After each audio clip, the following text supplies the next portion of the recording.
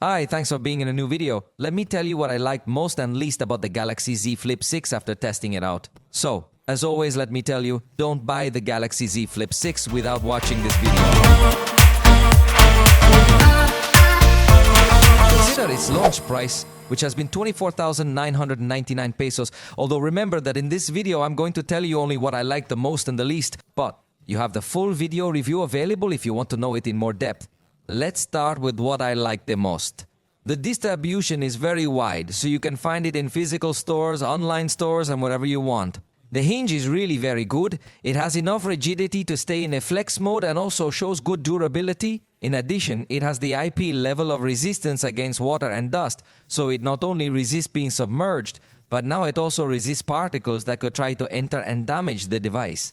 And like all foldables of this style, it is quite compact when folded, so you can easily carry it in small pockets. The color availability is very wide, so you have a very good palette of options for you to choose your favorite. In fact, also in the Samsung online store, there are exclusive colors. Unlike other foldables that offer you much more limited options, it also has the option of standalone application sound, which we don't see on other cell phones. This, for example, would allow you to send Spotify sound to your Bluetooth speaker while keeping WhatsApp or TikTok sound on the cell phone so you don't interrupt any playback. Another advantage of being foldable is that it allows you to take selfies with the main camera system, and the results are obviously very good. This cell phone also allows you to take panoramic pictures with the ultra-wide camera, so it allows you to have a spectacular amplitude for these photos. It also integrates a professional recording mode that is more advanced than average, since in this case it even lets you choose the audio input and has more advanced monitors. In addition, Samsung offers 7 years of software updates, so it is a device that is going to have an extended lifetime and will generally release new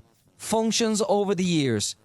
Through software, we will also find lots and lots of options, such as floating windows, modes and routines that allow you to automate all kinds of things on your cell phone, edge panels, endless functions.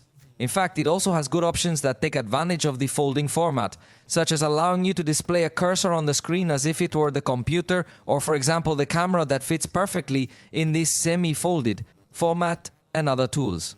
It also has Galaxy AI packed with features like summarizing content, translating calls, summarizing your voice recordings, and many, many more. It also includes good security options such as Secure Folder, Samsung Kids, Samsung Pass, and many others that usually do not come on other devices. It also offers a tremendous ecosystem of many accessories that you can connect, and everything works nicely together, like its watch, its ring, and others.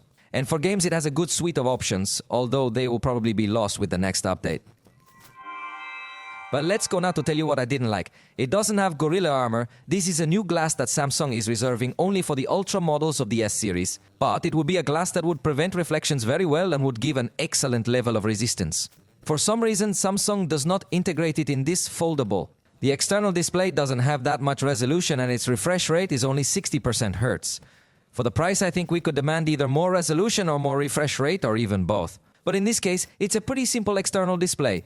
The front camera has fixed focus. Although it is true that you can use the external system and that it is much more advanced, I think that for the price, if we could ask for a better quality of the front camera. If you record in 4K at 60 frames per second, it doesn't let you switch between lenses. This is something that other Samsung devices do allow, so it's odd not to see that option available on this Flip. The fast camera is not that fast. It goes up to 60x when other devices can go up to 1/800x. And the ultra-wide camera, the truth is that at times it gives us the feeling of being of lower quality than expected, so I think Samsung could do a better job here. Also, other Samsung devices do allow you to record in a portrait mode, blurring the background with 4K resolution, but this one only in full HD. In addition, it does not bring charger in the box, so it can be very annoying to have to buy the charger separately. Although you know that in the description, I leave you a link to the chargers that I usually use in case you prefer one of these. Another option that is available on other Galaxy that is not on the Z Flip is Samsung DeX. This option would allow you to use your device as a kind of computer format, with applications in Windows and more, but despite being a very expensive device, does not integrate this option. Even though it has 12 GB of RAM are not enough.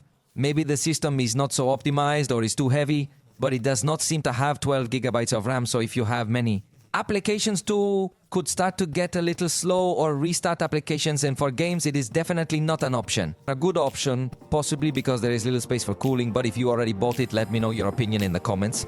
For now, we have reached the end of this video. If you liked it, you know you can indicate it. And see you next time.